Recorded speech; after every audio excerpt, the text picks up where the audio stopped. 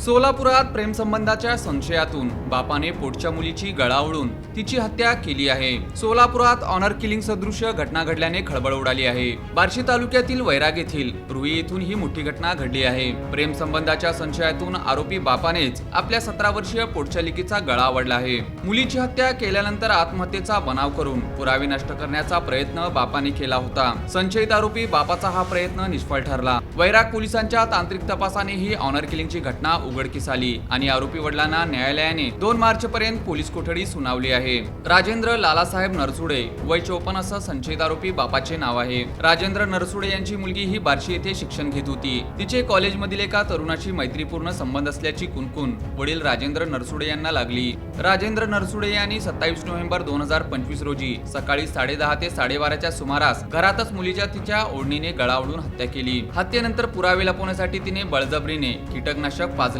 Mobile मधील chats delete केल्या आणि धाराशिव रुग्णालयात नेले। धाराशिव येथील डॉक्टरांनी तरुणीला मृत घोषित केले।